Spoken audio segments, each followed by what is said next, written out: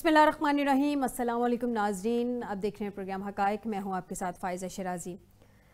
नाज़रीन, JUI जो कि पिछले कुछ दिनों से बहुत ज़्यादा ख़बरों में एक्टिव भी है, इन भी है और कुछ वो थ्रेट भी कर रही है, क्योंकि उनका एक मदारिस बिल है जो कि मंजूर नहीं किया जा रहा। पहले 7 तारीख का कहा जा रहा था, अब 8 तारीख तक उन्होंने बाकायदा एक अल्टीमेटम दे दिया है कि 8 दिसंबर तक अगर मदारिस बिल जो है वो मंजूर नहीं होता तो इस्लामाबाद का रुख करेंगे।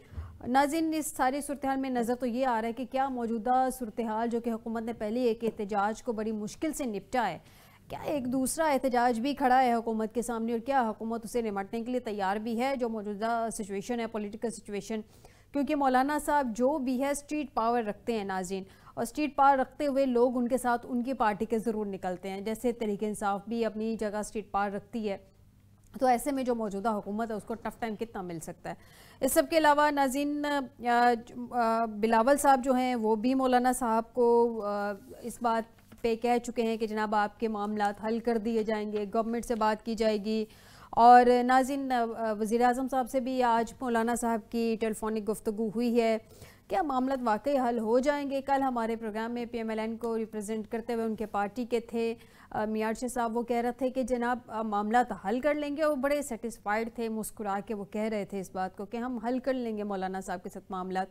लेकिन मामला इतना सीधा नज़र नहीं आ रहा जितनी पुरसकून होके उन्होंने ये बात की, या जितना पुरसकून होके वो इसको हैंडल करने की कोशिश कर रहे हैं। क्योंकि मौलाना साहब जो हैं वो डेफिनेटली पहले भी एहतजाज भी कर चुके हैं, जलसे भी कर चुके हैं, लेकिन मौलाना साहब की तरफ से भी कहीं ना कहीं 50-50 पे बात आके रुक जाती है।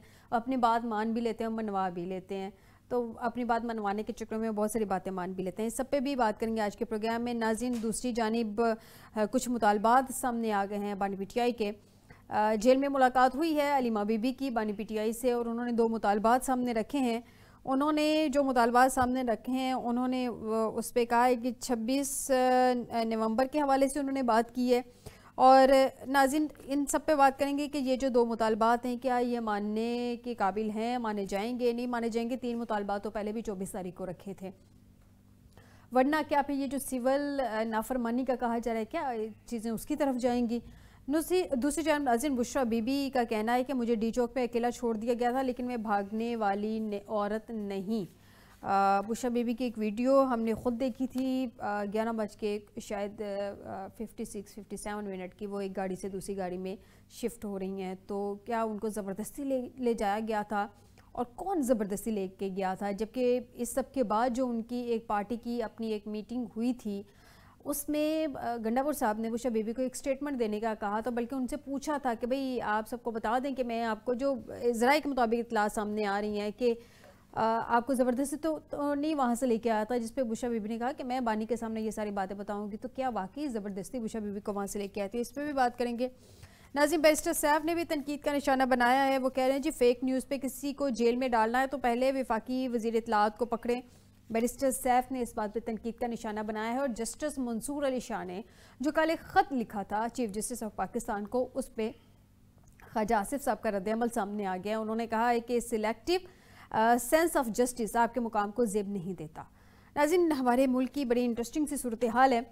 जब कोई जमहूरियत की बात करता है या जब कोई आइन व कानून की बात करता है और कि दूसरी पार्टी को अगर वो ज़ेब नहीं देता, उसको सूट नहीं करता, वो उसका इस तरह से बात करना या वो उस बात पे या उस फैक्ट पे स्टैंड कर जाना, तो फिर इस तरह की तनकीद सामने आती है। बहरहाल जी, आज के प्रोग्राम में बात करते हैं। आपको बताएं कि हमें ज्वाइन किया है कर्नल रिटायर्ड बासी साहब हैं, सीनियर एनालिस्ट हैं। बहुत शुक्रिया कर्नल साहब आपका हमें ज्वाइन करने के लिए। महेंद्र पाल सिंह साहब हैं, पाकिस्तान तहरीक इंसाफ से इनका ताल्लुक। बहुत शुक्रिया महेंद्र पाल सिंह साहब आपका हमें ज्वाइन करने के लिए। इनके अलावा हमें अमजद अली जावेद साहब हैं, PMLN से मेंबर पंजाब असम्बली। बहुत शुक्रिया अमजद साहब आपका हमें ज्वाइन करने के लिए। सबसे पहले जान लेते हैं महेंद्र पाल सिंह साहब से। महेंद्र पाल सिंह साहब, ये बताइएगा कि ये जो बुशरा बीबी की स्टेटमेंट आई है, वो कह रही हैं कि मैं तो वहाँ से जाने वाली या भागने वाली औरत नहीं हूँ, तो मतलब ज़बरदस्ती उनको लेके जाया गया था? क्योंकि वो तो थी जो रिपोर्टेड हुई थी चीज़ें उसके मुताबिक, या तो वो उमर अयूब साहब की गाड़ी में बाद में थी या वो गंडापुर साहब की गाड़ी में थी। तो फिर क्या आपकी क़यादत ज़बरदस्ती उनको वहाँ से लेके गई? देखिए, मुझे जहाँ तक 26 नवंबर के हवाले से वो है, तो मैं क्योंकि वहाँ गया नहीं हूँ और मुझे इस बारे में ज़्यादा मालूम नहीं है। गए थे, आपने तो जहाज़ ही ज्वाइन किया था। जी, मैं बिल्कुल मैंने नहीं ज्वाइन किया था, लेकिन वाकई बुशरा बीबी जो है वो कभी ना छोड़ के जाती, और क्योंकि वहाँ पे हालात इस तरह से हो गए थे, क्योंकि उनकी गाड़ी के ऊपर फायरिंग हुई, उनकी गाड़ी के टायर जो है वो इसलिए गाड़ी चेंज करनी पड़ी क्योंकि टायर जो है वो ब्रस्ट हो चुके थे और उनकी जान को ख़तरा था, और उनको इसीलिए जो है वो कहा गया, वो तो बाकी बातें बुशरा बीबी खुद बताएंगी, लेकिन ये चीज़ जो है, ये चीज़ सामने आई है पार्टी के अंदर से कि उनकी जान को ख़तरा था, और इसलिए उनको सेव करने के लिए, और इसके ऊपर देखिए पार्टी कारकुन, अगर मैं भी वहाँ पे मौजूद होता तो मैं यही कोशिश करता कि बुशरा बीबी हैं या इमरान खान साहब हैं या कोई मुझसे बड़ी लीडरशिप है, मैं उनका डिफेंस करूं, मुझे चोट लग जाए, मुझे गोली लग जाए, लेकिन उनको बचाना मेरे लिए ज़रूरी है, जो कि पार्टी वर्करों ने ऐसा किया। तो ये भी इसी तरह से उनका डिफेंस जो है वो बहुत ज़रूरी था, और क्योंकि ज़ाहिर बात है वो हमारे लीडर की, इमरान खान साहब की अहलिया हैं, और वो उस वक्त वो जिम्मेदारी इमरान खान साहब वाली निभा रही थी, और इसलिए वो उनकी डिफेंस हमारे लिए ज़रूरी था। तो हमारी जो पार्टी ने, जो मेरा ख्याल है क़यादत ने यही कोशिश की है कि उनकी जान जो है वो बचाई जाए। बाकी बातें जिस तरह से बुशरा बीबी ने कहा है कि वो इमरान खान साहब को खुद बताएंगी, ये तो आपकी बात ज़राई के मुताबिक सामने आई थी ना, कि जो मीटिंग में डिसाइड हुआ था, वो कह रही थी जब गन्नापुर साहब ने उन्हें कहा, आप तस्दीक या तरदीद कर सकते हैं, ऐसी कोई बात हुई भी थी? जी देखिए, मैं आपको बता रहा हूँ कि वो ज़्यादा बेहतर है कि बुशरा बीबी खुद जब बात बताएंगी तो वो ज़्यादा ऑथेंटिक होगी। मेरी जो नॉलेज के मुताबिक जो वहाँ पे जो एनी शाहिदीन हैं जिन्होंने मेरे साथ जो राब्ते में थे, उन्होंने यही बताया है कि बुशरा बीबी की जान को ख़तरा था। उनकी जो गाड़ी पे फायरिंग की गई है, और उनकी जो टायर जो है वो ब्रस्ट हो गए थे, उनको बड़ी मुश्किल से वहाँ से बचाया गया है। और जैसे भी है उनकी, मैं समझता हूँ कि जिस तरह से हुकूमत ने, जिस तरह से अदारों ने आवाम के ऊपर गोलियां चलाई हैं, जुल्म और बर्बरियत की है, वो मैं उसकी मजम्मत करता हूँ। वो मजम्मत के काबिल मजम्मत है। कोई देखे, एक भी शहरी है, वो कोई भी है, अगर उसकी जान को, उसकी माल को नुकसान पहुँचता है तो वो काबिल मजम्मत है। और हुकूमत का काम जो था, देखिए ये कोर्ट में भी बात हुई कि हुकूमत का काम था इनको और सबको बचाना, ना कि गोलियां चला के लोगों को कत्लेआम करना, उनके ऊपर जुल्म करना। ये कभी भी ये सिक्योरिटी फोर्सेस का काम किसी के ऊपर ऐसे गोलियां निहत्ते लोगों के ऊपर गोलियां चलाना नहीं होता। तो ये सवाल तो कि गोली क्यों चलाई, ये तो इनका पीछा बहुत दूर तक करेगा। ठीक है, अमजद साहब से जान लेते हैं। अमजद साहब, बारहा तनकीद का निशाना बनाया जा रहा था PMLN की जानिब से PTI की क़यादत को, जो कि हम भी तनकीद का निशाना बनाते रहे हैं कि जब भी ये कोई जलसा जुलूस करते हैं या कोई एहतजाज की सूरत हाल होती है, और जब सूरत हाल बहुत ज़्यादा पेचीदा हो जाती है, तो उनकी जो मौजूदा क़यादत है वो वहाँ से गायब हो जाती है। इसी तनाजुर में बुशरा बीबी को भी तनकीद का निशाना बनाया जा रहा था, क्योंकि उन्होंने स्पीच करते हुए ये कहा था कि मैं वहाँ पे आखिरी औरत होंगी या आखिरी होंगी जो वहाँ पे खड़ी रहूँगी और बानी को लेके ही जाऊँगी। बानी को तो नहीं लेके गई, तो खुद चली गई।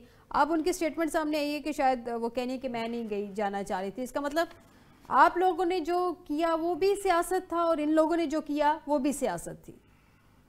देखें, जो बात है ना, PTI का एक ट्रैक रिकॉर्ड है इनकी लीडरशिप से नीचे तक, कि इन्होंने बाकायदा उसको एक अखलाकी शक्ल भी दे दिया है कि जनाब यू टर्न जो है वो जायज़ होता है।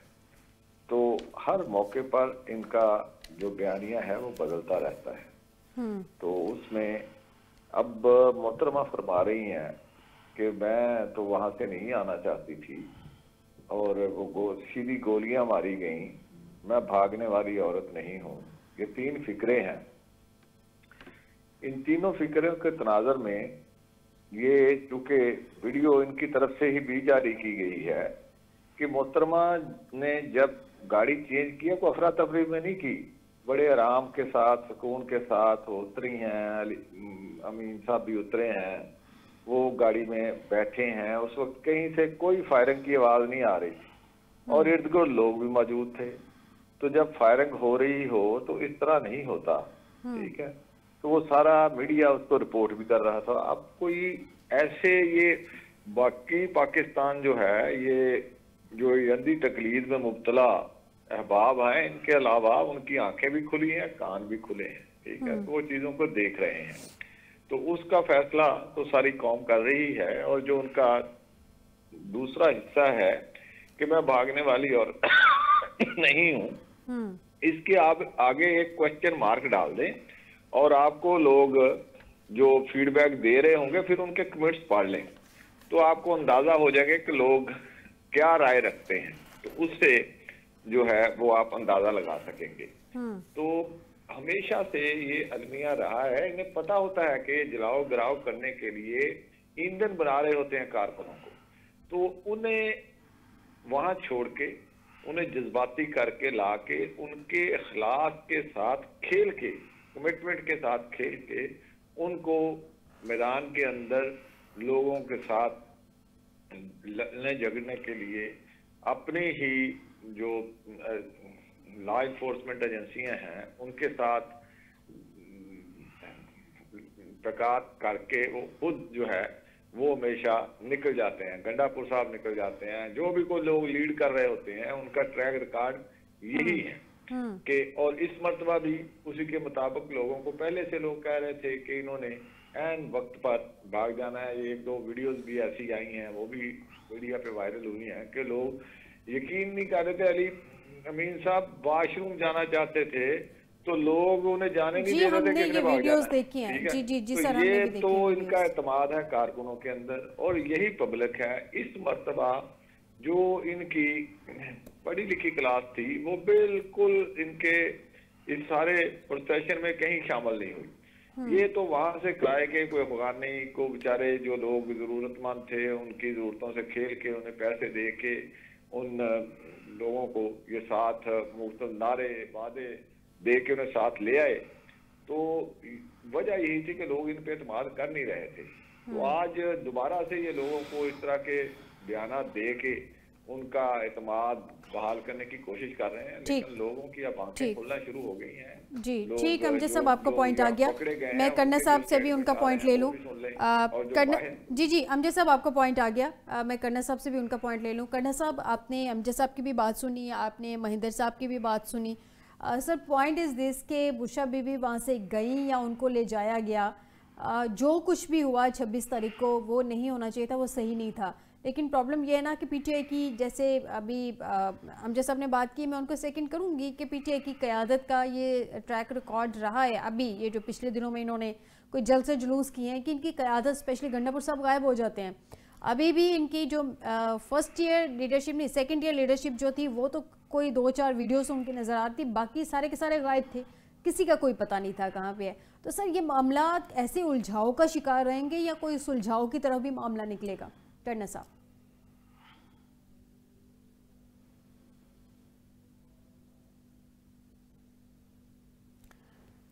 नाज़िम, करना साहब तक शायद मेरी आवाज़ नहीं पहुंच रही है। मैं महिंदर साहब से जान लेती हूँ। महिंदर साहब, ये जो बानी पीटीआई ने 2 मुतालबा सामने रखे हैं, ये बताइए, ये आप लोग कोई सिविल नाफरमानी की तहरीक चलाने जा रहे हैं? पहले कि अमजद साहब का जवाब दे दूँ। अगर ये कहते हैं कि हमारा ट्रैक रिकॉर्ड है, हमारा ट्रैक रिकॉर्ड है कि हम आपके मुताबिक कि हम जो है वो गायब हो जाते हैं, और ये भी ट्रैक रिकॉर्ड है कि हमारे जो पढ़े लिखे लोग हैं वो उन्होंने इस चीज़ को इंटरेस्ट नहीं लिया। मुझे आप ये बताएं कि अगर हमारे लोगों ने इंटरेस्ट नहीं लिया तो आपको पूरा पाकिस्तान क्यों बंद करना पड़ा? आपको रेलवे क्यों बंद करनी पड़ी? आपको सड़कें क्यों बंद करनी पड़ी? आपको मोटरवे, जीटी रोड, आपको लाहौर शहर के अंदर जगह जगह कंटेनर, आपने हर शहर के जो दाखिली और खारजी रास्ते जो हैं वो कंटेनर लगा के बंद क्यों किए? जब ये डी चौक पे आपने फायरिंग करवा के बहुत सारे शहरियों को, एक निहत्ते शहरियों को शहीद किया, उसके बाद जब आपको मालूम हुआ कि अब लोग घरों को वापस जा रहे हैं तो फिर आपने रोडें खोली। तो इसका भी आप फिर जवाब दीजिएगा। जहाँ सिविल नाफरमानी की बात है, बिल्कुल इमरान खान साहब ने जो फैसला लिया है वो बिल्कुल ऐसा ही होगा। कब से सिविल हम नाफरमानी? सिविल नाफरमानी देखिए उसकी डेट बता दें। इनकी जो डेट है वो खान साहब खुद बताएंगे। तो 14 तारीख का कोई आ रहा है सामने? 14 जी बिल्कुल, अगर 14 तारीख का मैंने नहीं होते तो जी 14 तारीख का जी बिल्कुल मैंने भी 14 तारीख का सुना है। और इंशाल्लाह हम इसके ऊपर भी देखिए सिविल नाफरमानी क्यों की जाती है। सर ये इसका मुझे मार्जिन दीजिएगा। मैं पहले कर्नल साहब से वो हमारे साथ दोबारा कनेक्ट हो गए, उनका पॉइंट जानूँ, फिर मैं इस पे आपकी तरफ आऊँगी और इस पे बाकी गेस्ट उनका भी ओपिनियन जानूँगी। कर्नल साहब मैंने पहले आपसे सवाल पूछा लेकिन आप तक ऑडियो नहीं पहुँची, मैं रिपीट कर देती हूँ कि एतराज़ हमेशा ये उठाया जाता है दोनों साइड से, पीटीआई के जो कारकुनान हैं उनकी जानिब से भी कि हमारी क़यादत भाग जाती है या गायब हो जाती है या साइड पे हो जाती है, हमें जो है मैदान में छोड़ के, या हमें जो उनका बेसिक पॉइंट होता है वहाँ पे ले जाके। अब नून लीग की जानिब से या उनके जो अगेंस्ट जो हुकूमती इत्तेहादियाँ हैं, ये बार बार ये तनकीद का निशाना बनाया जा रहा था कि जो बुशा बीबी हैं वो भी वहाँ से चली गई, गंडापुर साहब भी चले गए, उमर अयूब साहब भी चले गए और कारकुनान वहाँ पे थे। सर आर बुशरा बीबी साहबा की स्टेटमेंट आई है, वो कहती है मैं भागने वाली औरत नहीं हूँ, मुझे मतलब ऐसे लगा जैसे उनको ज़बरदस्ती वहाँ से ले जाया गया, वो कह रही मैं वहीं पे थी। तो इसका मतलब ये है कि जो पीटीआई की मौजूदा क़यादत है ये ही स्टैंड नहीं कर सकी है। एग्जैक्टली आपको क्या लगता है इस सारी सिचुएशन को सुन के? जी बिस्मिल्लाहिर्रहमानिर्रहीम, आपने जो कुछ बताया है ये बातें बिल्कुल दुरुस्त हैं, लेकिन सोचने की बात यह है कि पीटीआई को तो सुप्रीम कोर्ट ने भी एक पॉलिटिकल पार्टी एक्सेप्ट कर लिया है, और अगर वो एक पॉलिटिकल रियलिटी है तो जो आपका आइन है वो ये कहता है कि हर पॉलिटिकल पार्टी को अपना जो डेमोक्रेटिक राइट है किसी भी ऐसी चीज के ऊपर जिससे वो एग्री नहीं करते एहतजाज करने की इजाजत है। क्या एहतजाज की कॉल के ऊपर जिस तरह रोड ब्लॉक्स 2 या 3 दिन पहले कर दिए गए थे, क्या जिस टाइप की खंदकें खोदी गई थी यही जमहूरी रवैया है जो कि होना चाहिए? क्या जिस वक्त मुस्लिम लीग नवाज ऑपोजिशन में थी या पीपल्स पार्टी ऑपोजिशन में थी इसी तरीके से टोटल ब्लॉकेड करके इनको रोका जाता था? तो देखिए बात यह है कि जब आप एक्सट्रीम स्टेप्स लेंगे, जब आप ये सारा कुछ करेंगे कि जी उनके कोई काफिला पंजाब से बाहर ना निकल सके, केपीके से भी जो आ रहे हैं रास्ते उनमें हर जगह के ऊपर बेइंतहा रुकावटें खड़ी की जाएं, लीडरशिप उनकी जो है उसको पाबंद सलासल किया जाए, तो उसके बाद फिर क्या और एक्सपेक्ट करेंगे आप? और जो जिस किस्म की कोर्शन की गई है, जिस किस्म की फायरिंग के बारे में हम सुन रहे हैं, तो अगर ये सब कुछ हो चुका था तो उसके बाद क्या बाकी रह जाता था कि क़यादत क्या करती उधर? क्या गोलियों के अंदर आके वो सीना तान कर खड़ी हो जाती सामने के जी ये हम करें? कन्ना साहब आपकी बात बिल्कुल ठीक है, लेकिन मेरा एक पॉइंट है यहाँ पे, क़यादत खुद तो वहाँ से चली गई लेकिन जो कारकुनान थे क्या उनको गाइड किया गया था कि अगर इस तरह के हालात हो तो आप लोगों ने क्या करना है?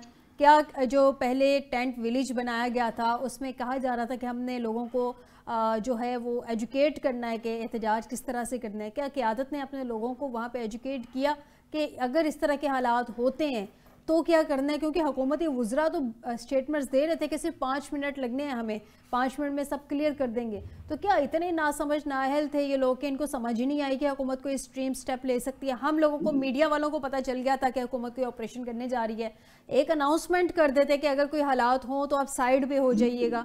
क्यों अवाम वहाँ पे लोग हैं, कारकुनान वहाँ पे हैं, क़यादत गायब हो गई?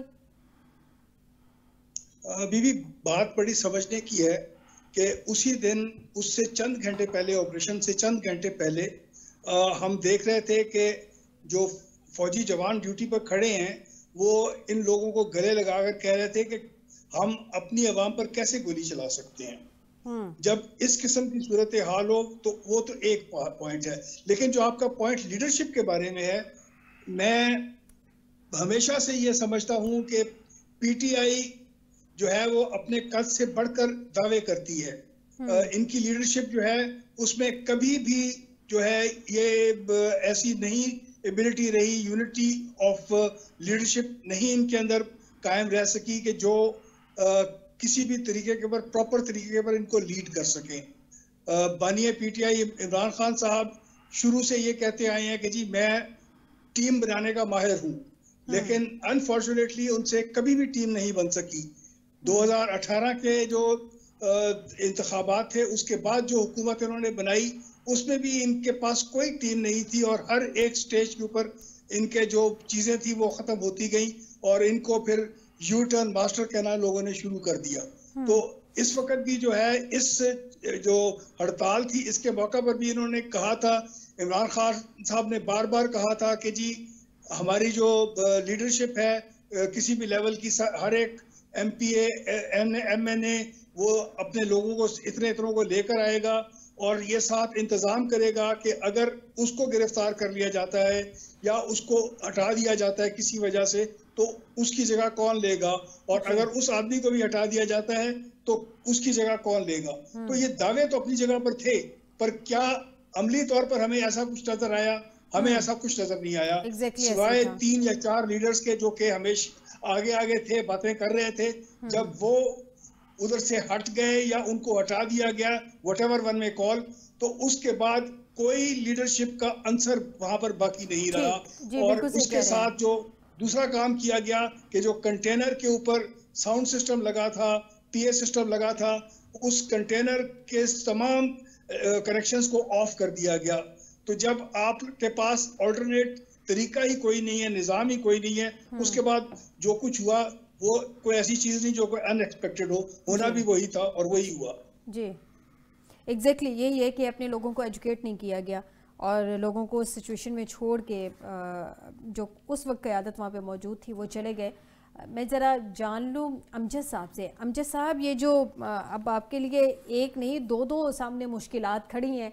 एक तो मौलाना साहब ने 8 तारीख की सर आपको डेडलाइन दे दी है कि उनका जो मदारस रजिस्ट्रेशन बिल है उस पर साइन कर दें, सदर साहब ने जो एतराज़ लगा के वापस कर दी है।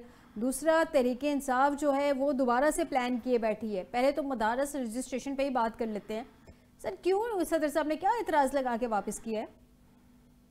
देखिए, मैं आपके सवाल के जवाब की तरफ आने से पहले ये कर्नल साहब ने जो बात की है कि उन्हें बतौर सियासी जमात जो है एहतजाज का हक है, और एक सुप्रीम कोर्ट का फैसला, तो हाई कोर्ट का भी एक फैसला था कि आप इस्लामाबाद में जो है एहतजाज या ये जलाओ गिराव नहीं कर सकते, तो उस पर कितना इन्होंने अमल किया है। और दूसरी बात जो है कि एहतजाज का हक जो है उसकी कुछ लिमिटेशन है। एहतजाज का हक जलाओ गिराव नहीं होता कि आप आए सरकारी इमारतों को जलाएं, आप लॉ इन्फोर्समेंट एजेंसियों पे हमले करें। और एहतजाज में ये आंसू गैस के शेल नहीं लेके आया करते लोग, वो अपनी लॉ इन्फोर्समेंट एजेंसियों पे आंसू गैस नहीं फेंका करते, वो उन पर जो सरकारी असले के साथ फायर नहीं किया करते एहतजाज में।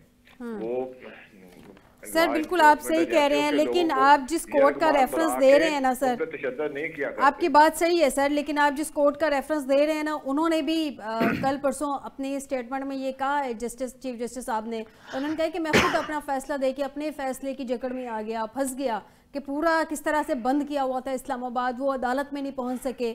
उन्होंने भी इस चीज़ पे नाराज़गी का इजहार किया। वो कह रहे हैं कि हुकूमत ने ही सारा कुछ बंद कर दिया था, और मुझे ऐसे लगा कि वो शायद अपने फैसले पे पछता रहे होंगे। जिम्मेदारी है, स्टेट की जिम्मेदारी है। इस्लामाबाद वो शहर है, यहाँ इंटरनेशनल फॉरेन अफेयर्स के जो लोग हैं वो उनकी हिफाजत, उनकी जिम्मेदारी जो है वो रेड जोन की, इसलिए उन्हें कहा जा रहा था कि आप दूसरी जगह बैठ के अपना ये शौक पूरा कर लें, लेकिन उनका मकसद एहतजाज रजिस्टर कराना नहीं था, जलाओ गिराव था और सिस्टम को जाम करना था, और स्टेट को अपने सिस्टम को बचाने के लिए रिएक्ट करना। ठीक है सर, इस पे आपका पॉइंट आ गया। मौलाना साहब का क्या करना है सर आपने? हाँ, दूसरी बात जो मौलाना साहब का है, ठीक है, उनका एक मुतालबा है और उस पे अभी उनसे बातचीत जारी है। मौलाना साहब बड़े साहब नज़र आदमी हैं, उनका एक पूरा एक्सपोजर है वो, और उसका आप तकाबल जो है जलाओ गिराओ अफरा तफरी पार्टी से नहीं कर सकते। सर मुझे एक छोटा सा ब्रेक लेना है, मुझे एक छोटी सी ब्रेक लेनी है। इसी सवाल के जवाब मैं डिटेल से ब्रेक के बाद आपसे लूंगी। नाज़रीन एक छोटा सा ब्रेक लेते हैं, ब्रेक के बाद हाजिर होते हैं और जानते हैं कि नून लीग की स्ट्रेटजी क्या होगी मौलाना साहब को लेके, और सिविल नाफरमानी की तहरीक का जो कहा जा रहा है तहरीक इंसाफ के, इस पर गवर्नमेंट की स्ट्रेटजी क्या होगी, एक ब्रेक के बाद।